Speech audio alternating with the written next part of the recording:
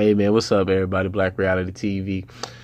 So a lot of people keep on asking me in comment sections and my interactions with my other subscribers about what move would you do to move John Wall from the Washington Wizards. You keep saying trade John Wall, but what's the deal? What do you get back in return? I got you. Check this out. So I looked at some trade partners, looked at some salary cap spaces for, different teams, and I found a good trade partner, I believe, for the Washington Wizards. Kemba Walker has been in a couple of trade speculations over the last year or so about Charlotte Hornets moving on from him. I looked at his contract. He has a favorable contract. Now, John Wall's contract, his extension doesn't kick into 2019. So next year he'd be getting paid $18 million. And then after that it'd be 37, 40, then 43. Now people say, well, who will take on that contract? I believe Charlotte will take on that contract for two reasons. Hope in his hometown. Hope that you're going to have a decent squad around John Wall and bringing buzz and excitement back to North Carolina. North Carolina is not a major market. John Wall, he's from that area, and he can attract some fans to come to see the Charlotte Hornets play. And I looked at their salary cap. Their salary cap situation is not that difficult to slide John Wall into the fold if they want to pull the trigger on that trade in the trade with the Washington Wizards.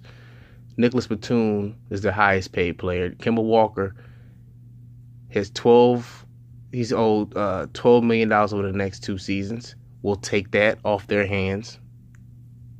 Y'all take John Wall, and I say give us 2 first-round picks, including this year's 2018 first-round pick. It's in the lottery. I think that's fair for both teams, in my opinion. Now, I will admit, is John Wall better than Kemba Walker? Yes, he is. But I want to get underneath that contract that the Washington Wizards earned and Ernie Grunfeld gave to John Wall. So I'm going to free up some salary, get some draft picks, with the Wizards desperately need to get a young, athletic big man and use that that first pick on a big. You got a very good point guard in Kemba Walker who can shoot, stretch the floor, play pick and roll with. You can still be up tempo. No, he's not as fast as John Wall, but you can still play up tempo. And you got 2 shooters in the backcourt. And it'd be even more difficult to play that high screener role because you have the threat of Kemba Walker driving it, creating, and also stretching the floor and hitting jump shots. So I like that move for Washington because the next 3 years you're going to have to be paying John Wall $37, $40, and $43 million over the next couple of seasons. And you got to ask yourself, if you was to flip-flop point guards,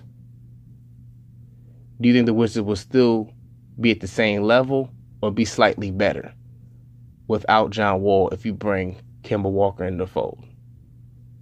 I think Kemba Walker can do just as good of a job as John Wall. And you still have Bradley Beal and Otto Porter. And you have enough money to re-sign Kelly Oubre that's going to be a free agent pretty soon because his contract runs out.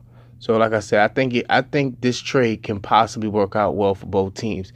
And Dwight Howard, his contract ends after next season. So that $24 million that he's owed will be off the books. And you can try to bring in another max guy with John Wall. So that's my trade scenario. What I would like to see from Washington Wizards, get on the phone with the Charlotte Hornets and see what you're willing to give up to get John Wall. I'm out.